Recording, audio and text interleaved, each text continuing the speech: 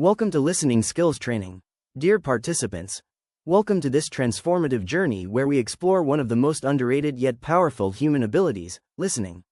This training isn't just about techniques or tips, it's about cultivating a mindset, a habit, and a way of being that deepens your relationships, enhances your communication, and strengthens your emotional intelligence. Brain What to Expect. You'll learn the psychology behind effective listening. Practice mindful attention and empathetic response. Discover barriers to listening and how to overcome them. Engage in exercises that build patience, presence, and clarity. Happy person. What's required from you? An open mind and willingness to reflect. Patience with yourself and others. Commitment to practice, not just understand. A slow, steady approach. Don't rush through this training. The quieter you become, the more you can hear. Ram Dass. Listening is not a checklist, it's a habit that grows with time. So take this training slowly, absorb each insight, and allow the skill to embed itself into your daily life. The goal is not to finish fast, but to transform deeply. Let me take a moment to introduce myself. My name is Rajiv Vashishta.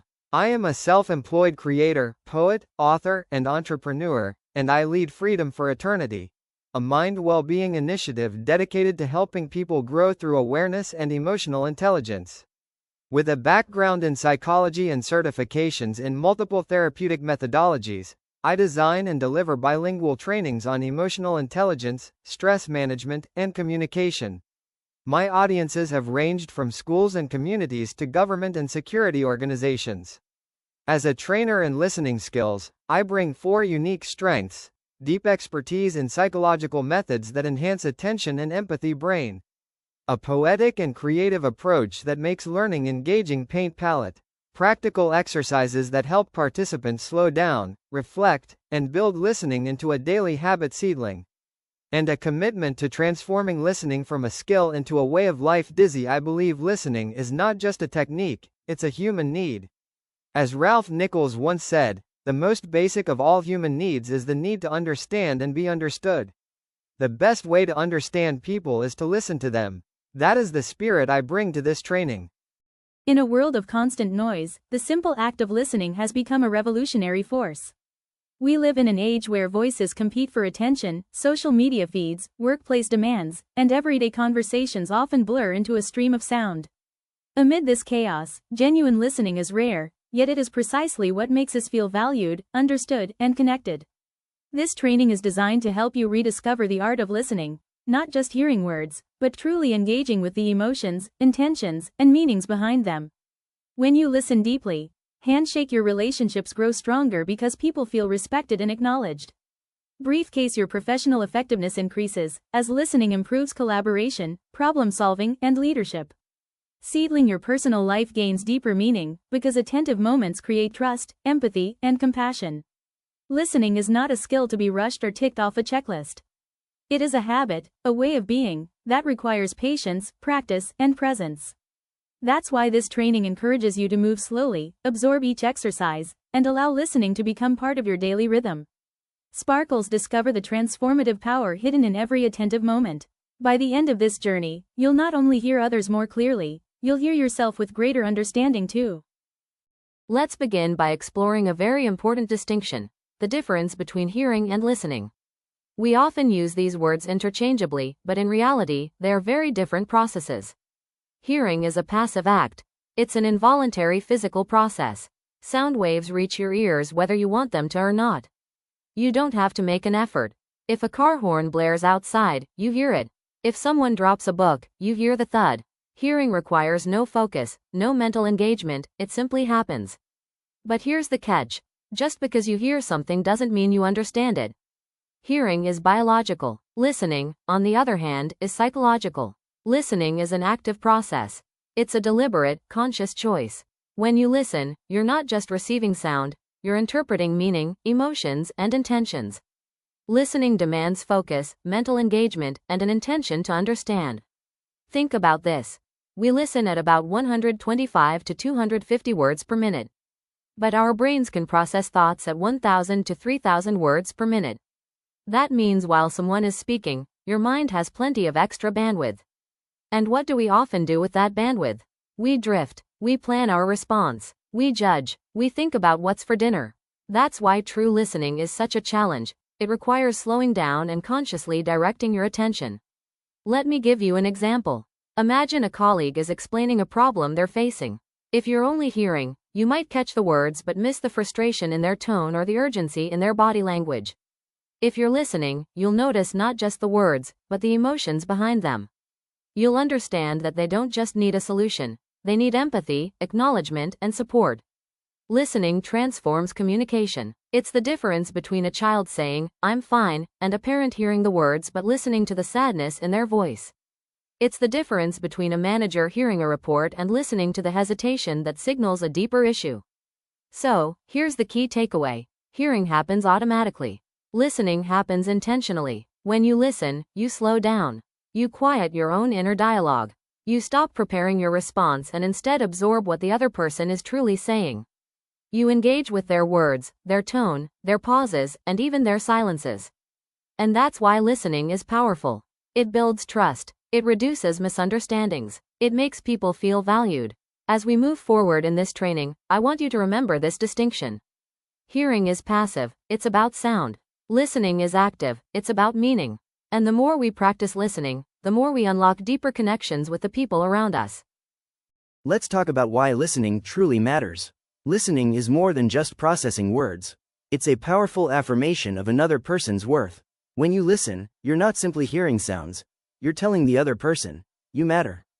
Your voice matters. Your experience matters. Listening builds trust. When you truly listen, you communicate respect and care. You create an environment where trust can flourish. And trust is the foundation of every strong relationship, whether personal or professional. It deepens bonds and encourages open dialogue. People open up when they feel safe, and listening is what creates that safety. Listening fulfills core human needs. Every one of us has a fundamental desire to be recognized, valued, and understood. When someone listens deeply, it satisfies that need. It creates an emotional connection that is vital for healthy relationships. Think about it. How often do we remember the people who listened to us, not the ones who gave advice?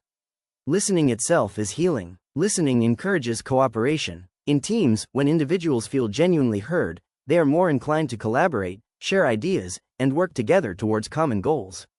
This enhances team dynamics. Listening creates psychological safety, the sense that it's okay to speak up, to disagree, and to innovate. And when that safety exists, creativity flows, conflicts reduce, and cooperation becomes natural. Let me give you a practical example. Imagine a workplace meeting. If only the loudest voices dominate, quieter members withdraw. But if the leader ensures every idea is heard, by paraphrasing, by asking open-ended questions, by acknowledging contributions, the energy shifts. Suddenly, innovation comes from all directions. The team moves from competition to cooperation. Listening also prevents misunderstandings. Many conflicts don't arise from the issue itself, but from the feeling of not being heard. True listening uncovers the real concerns beneath the words. It helps us find common ground and resolve issues constructively. So here's the key message. Listening is not passive, it's active, powerful, and transformative. It builds trust, fulfills emotional needs, and encourages cooperation. It's not just about communication, it's about connection. As you continue this journey, remember, when you listen, you're not just receiving information, you're giving recognition, respect, and value. And that is why listening matters. Let's take a moment to look at the real impact of listening, because when we listen well, the benefits are truly profound. First, listening strengthens relationships. Think about the people in your life, friends, colleagues, family. When you feel accepted and acknowledged, those connections deepen. Listening is the bedrock of empathy and mutual respect. It tells the other person, you matter. Your voice matters. Imagine a workplace scenario. A team member shares a concern, and instead of rushing to respond, you pause, nod, and reflect back what you heard. That simple act communicates care. Over time, these moments build trust, and trust is the foundation of strong relationships. Second, listening reduces stress and tension. We all know how misunderstandings can spiral. A small miscommunication can quickly grow into frustration or even conflict. But when we listen carefully, we bring clarity, calmness, and reassurance. Picture a heated discussion. Instead of interrupting, you listen fully. You paraphrase, "So what I hear you saying is that the deadline feels overwhelming." That reflection alone can ease anxiety. Conversations become smoother, interactions feel lighter, and stress levels drop. Third, listening resolves conflicts more effectively. Many disagreements don't come from the issue itself, but from the feeling of not being heard. True listening uncovers the underlying concerns. It helps us find common ground and leads to constructive solutions instead of prolonged disputes. Think of two colleagues clashing over a project. On the surface, it looks like a technical disagreement. But when one listens deeply, they realize the real issue is recognition. The other person feels their contributions aren't valued. Addressing that root concern transforms the conflict into collaboration. So the message is clear. Listening is not passive, it's active, powerful, and transformative. It builds trust. It eases tension. It turns conflict into cooperation. And beyond that, it affirms human dignity. Listening says, I see you. I hear you. You matter. As you reflect on this, I invite you to think of one recent conversation. Did you truly listen, or did you only hear? How might the outcome have been different if you had slowed down, engaged fully, and given the other person the gift of your attention? That is the real benefit of listening. It's not just about communication, it's about connection. And when we practice it consistently, we don't just change conversations, we change relationships, teams, and lives. Some of you may have noticed that certain terms or topics in this training seem to come up again and again. Let me explain why that happens, and why it's intentional. First, repetition is a powerful learning tool. Research in psychology shows that we rarely absorb a concept fully the first time we hear it.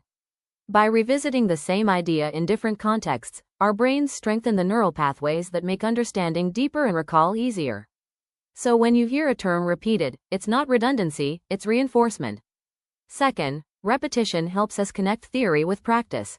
For example, you may hear the word empathy several times. At first, it's introduced as a concept. Later, it appears in a role-play exercise.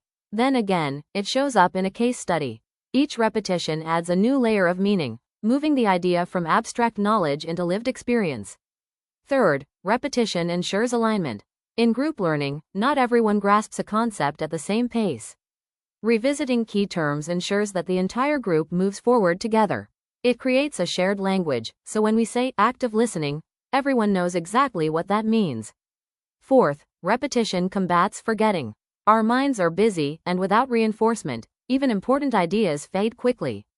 By repeating essential topics, we keep them fresh and accessible, ready to be applied in real conversations and real challenges. Finally, repetition signals importance. If a term or topic keeps coming up, it's because it's central to the skill we're building. Think of it like a chorus in a song. The repetition highlights the theme, making sure it sticks with you long after the session ends. So the next time you notice a term or topic appearing again, see it as an opportunity. It's not about redundancy, it's about mastery. Each repetition is a chance to deepen your understanding, strengthen your memory, and prepare you to use the skill confidently in your daily life. Now let's talk about what actually gets in the way of listening. Because while listening sounds simple, in practice it's one of the hardest skills to master. The first barrier is distractions. External noise, phones buzzing, or even our own wandering thoughts can pull us away. If our attention is divided, we may hear words but miss the meaning. Think about the last time you were in a conversation but also checking your phone. You probably caught fragments of what was said, but not the full message. Distractions don't just reduce comprehension, they send a signal to the speaker that they're not important enough to deserve your full attention. That alone can damage trust. The second barrier is personal biases. When we carry assumptions about the speaker or the topic, we filter what we hear through judgment. That means we're not listening openly, we're listening selectively. For example, if you believe a colleague always exaggerates, you may dismiss their concerns before truly hearing them. Or if you assume a teenager's opinion isn't valuable, you might miss a fresh perspective. Bias acts like a lens, it distorts reality and prevents us from connecting authentically. The third barrier is pre-planning responses. Many of us are guilty of thinking about what we'll say next instead of focusing on what's being said. This turns listening into waiting for our turn, rather than truly understanding. Imagine someone sharing a personal struggle, and instead of absorbing their words, you're rehearsing your advice. You may miss the emotion behind their story. Sometimes people don't want solutions, they want presence. Pre-planning robs us of that presence. Now, let's pause here. I want you to reflect. Which of these barriers shows up most often in your own conversations? Is it distractions, biases, or pre-planning? Becoming aware of your personal pattern is the first step to overcoming it. Here's the good news. Each barrier has a remedy. For distractions, practice intentional focus, silence your phone, close your laptop, and give the speaker your eyes and ears. For biases, remind yourself, every person has a story worth hearing. Approach conversations with curiosity instead of judgment. For pre-planning, slow down. Resist the urge to jump in. Let silence do its work. Often, the most powerful response is simply, I hear you. Listening is not passive, it's active. And by recognizing these barriers, we can consciously choose to remove them. The result? Deeper understanding, stronger relationships, and more meaningful communication. So the next time you're in a conversation, ask yourself, am I truly listening, or am I distracted, biased, or preparing my reply? That simple self-check can transform the way you connect with others. Now let's continue exploring the barriers that often get in the way of effective listening. Fourth, cultural and language differences. Communication styles, accents, or nonverbal cues can easily be misunderstood if we don't slow down and clarify. For example, in some cultures, silence is a sign of respect, while in others it may be seen as disengagement. A gesture that means agreement in one place might mean something very different elsewhere. If we rush or assume, we risk misinterpreting the message. The remedy here is curiosity, ask, clarify, and be open to learning from differences. Fifth, our emotional state. Stress, anger, or even excitement can cloud our ability to listen with patience and empathy. Think about a time when you were upset. Did you really hear what the other person was saying, or were you caught up in your own emotions? When emotions run high, listening requires conscious effort. Sometimes the best step is to pause, breathe, and center yourself before continuing the conversation. Sixth, information overload. When too much detail comes at once, our brain struggles to process it, and important points get lost. Imagine sitting through a meeting where slides are packed with data, or someone speaks rapidly without pause. You may hear everything, but you retain very little. The solution is to slow down, summarize, ask clarifying questions, and focus on the key points rather than trying to absorb everything at once. Seventh, lack of interest or motivation. If the topic feels irrelevant, attention drifts, and listening becomes superficial. We've all experienced this, maybe in a lecture or a meeting where the subject didn't connect with us. Our minds wander, and we stop truly listening. The challenge here is to find meaning. Even if the topic isn't directly relevant, ask yourself, what can I learn? How does this connect to my work or relationships? Shifting perspective can reignite attention. And finally, assumptions and jumping to conclusions. This is one of the most common barriers. Instead of clarifying, we fill in gaps with our own interpretations. We think we know what the speaker means, and we stop listening. This leads to miscommunication and unnecessary conflict. For example, if someone says, I'm not sure about this project, and we assume they mean they dislike it, we may respond defensively. But if we listen and ask, what part feels uncertain to you, we uncover the real issue. So what's the key message here? Listening requires awareness. When you notice these barriers, whether cultural differences, emotional states, overload, lack of interest, or assumptions, you can pause, reset, and choose to listen with presence. Listening shifts from a passive act into a powerful habit of connection when we become mindful of what gets in the way. And the more we practice noticing these barriers, the more skilled we become at removing them. I invite you to reflect. Which of these barriers shows up most often in your own life? And what small step could you take to overcome it? Remember, awareness is the first step toward change. Let's talk about something that can completely change the way we connect with people: active listening. Most of us think listening means staying quiet while the other person speaks. But true listening is much more than silence. It's about presence, curiosity, and empathy. That's why we call it a game changer. So what does active listening look like in practice? First, listen fully. That means putting aside distractions, suspending judgment, and giving the speaker your undivided attention. People can feel when you're truly present. Imagine talking to someone who keeps glancing at their phone. You know they're hearing you, but they're not listening. Now imagine someone leaning in, nodding, and maintaining eye contact. That presence alone makes you feel valued. Second, ask questions, not to test, but to show interest. When you ask genuine questions, you signal that you care about their perspective. For example, instead of saying, "Why did you do that?" you might ask, "Can you tell me more about what led you to that decision?" This opens the door to deeper understanding. Questions are bridges, they take us from surface conversation into meaningful dialogue. Third, paraphrase and reflect. Repeat back what you heard in your own words. For instance, "So what I'm hearing is that you felt overlooked in that meeting." Reflection shows you're not just hearing words, you're grasping meaning and emotion. It reassures the speaker that their message landed, and it gives them a chance to clarify if needed. Fourth, agree where possible. Agreement doesn't mean you endorse everything, it means you acknowledge valid points. Even saying, "I see your perspective," builds trust and reduces defensiveness. Agreement is about respect. It tells the speaker, "I may not share your view, but I recognize its value." And let me add a few more powerful elements. Empathize. Go beyond words to connect with feelings.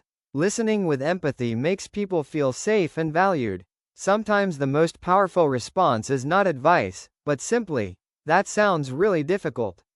Pause before responding. Silence is not empty. It gives space for the speaker to feel heard and for you to process. Often, the pause is where the speaker reveals their deeper truth. Avoid rushing. Active listening is not about speed.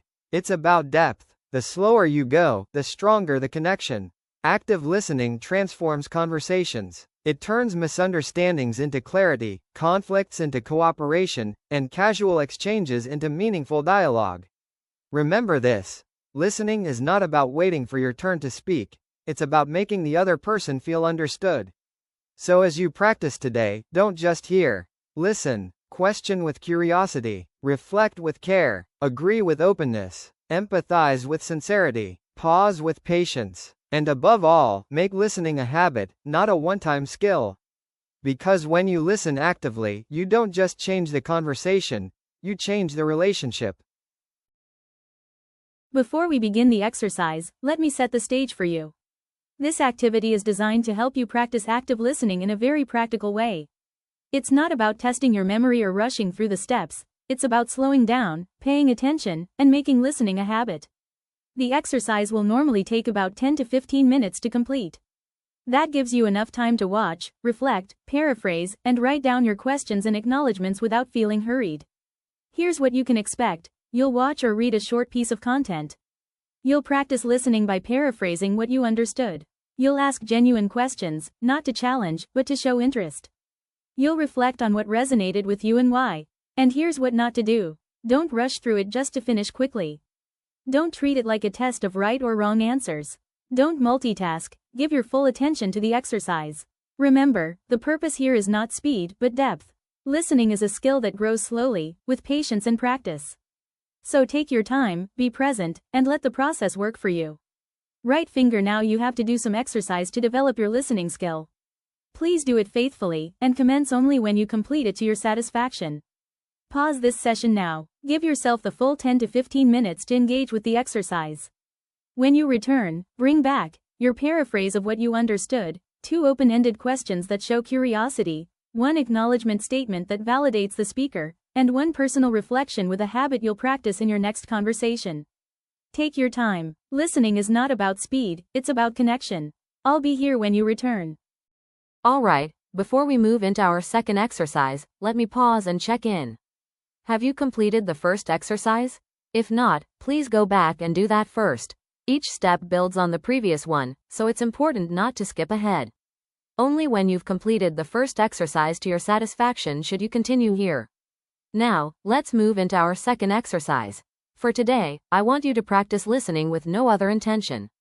That means, no interruptions, no distractions, and no urge to prepare your own response. This exercise is about being fully present, not about speaking or solving. Here's how it works. Listen with a gentle smile and frequent nods. Your body language should show presence and encouragement. People can feel when you're truly engaged, even without words. Whenever the speaker becomes silent, simply smile and nod. Observe whether they remain quiet or choose to continue speaking. Silence often invites deeper sharing. If the speaker stops, don't jump in with your own story. Instead, ask open-ended questions. questions that invite them to add more, to go deeper, to share further. For example, can you tell me more about how that felt, or what was most important to you in that moment? And when the conversation comes to a close, resist the temptation to speak about yourself or to give advice. Close the conversation with the same intention you began, with listening. Remember, in this exercise you are not a speaker, not a problem solver, not a judge.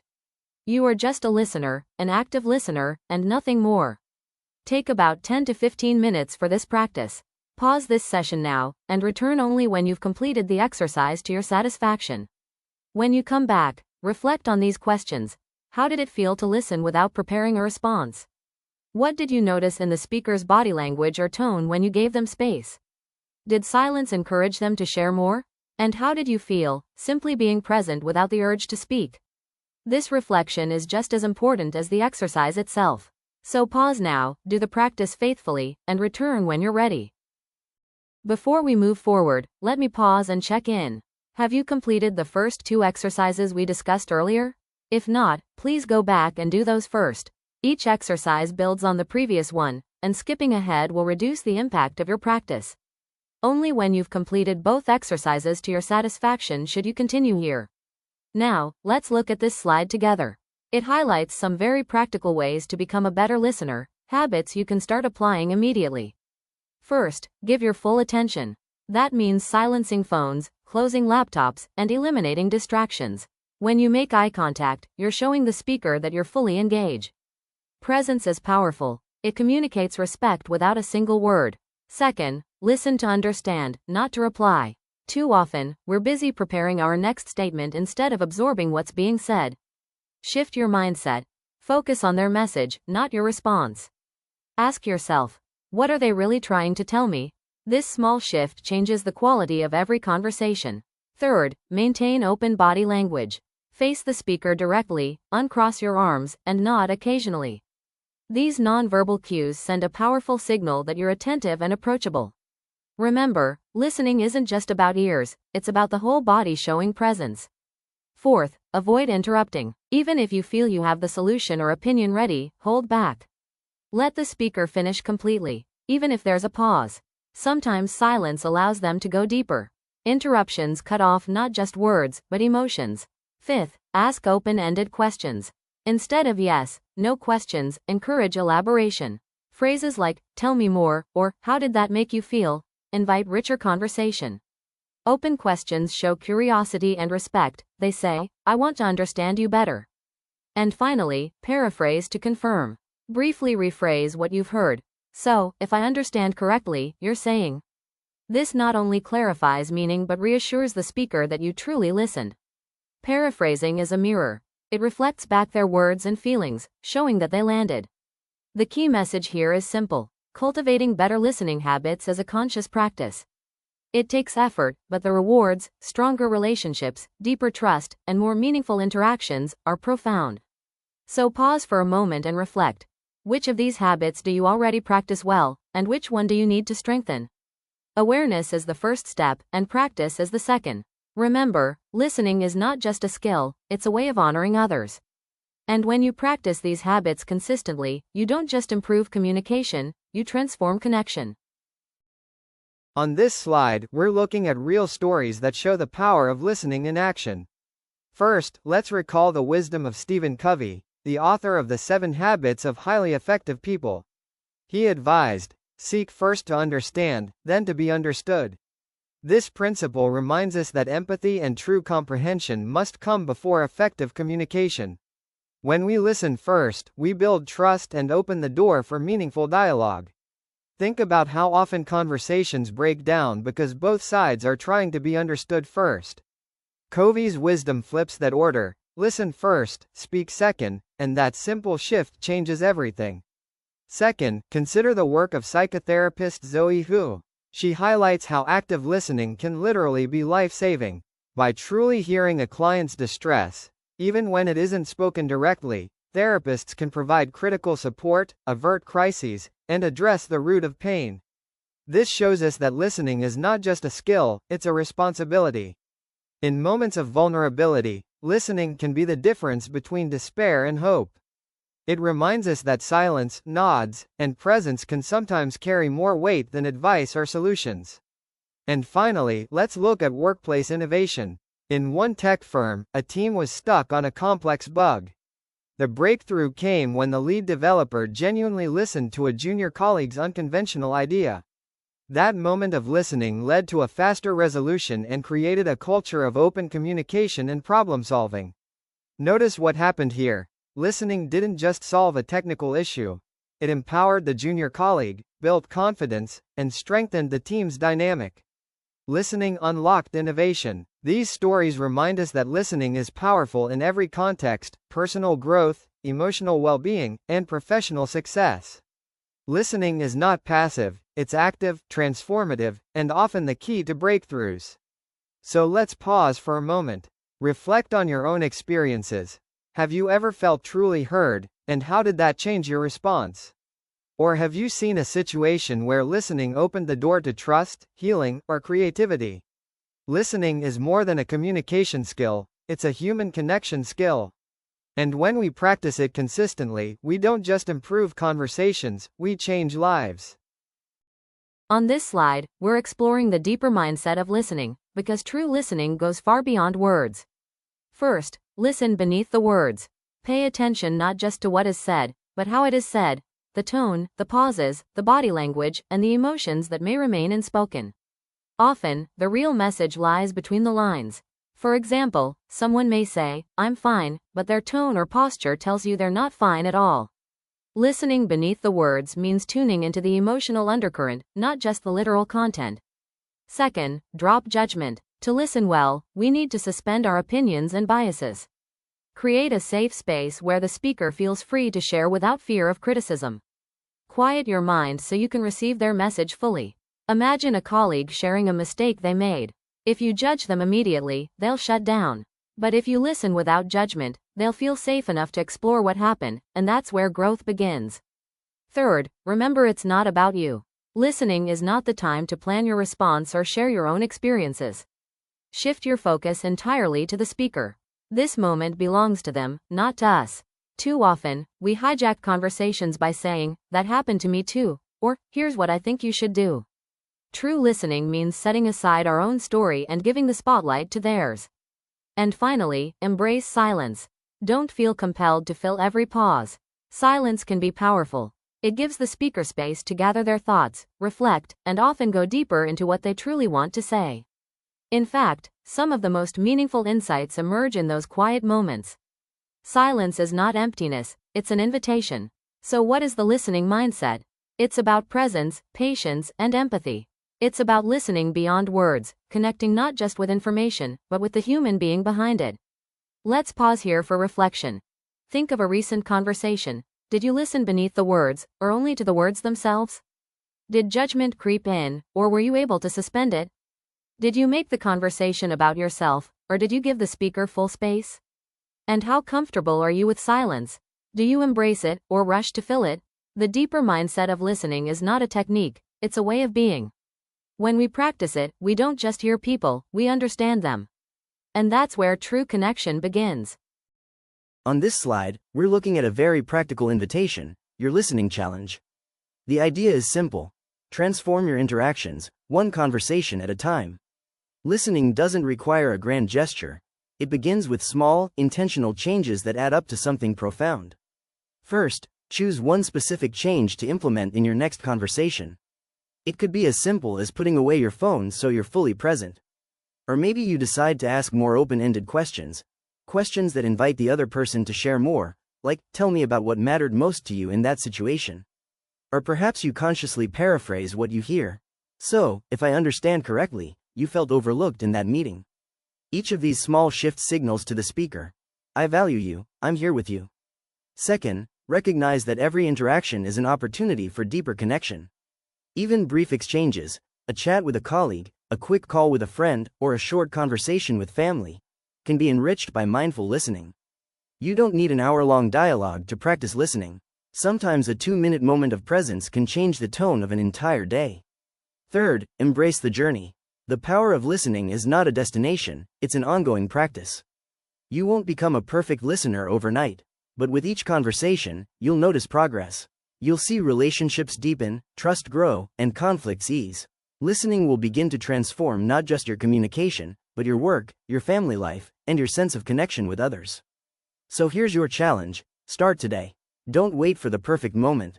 In your very next conversation, choose one change, put away your phone, ask an open-ended question, or paraphrase what you hear.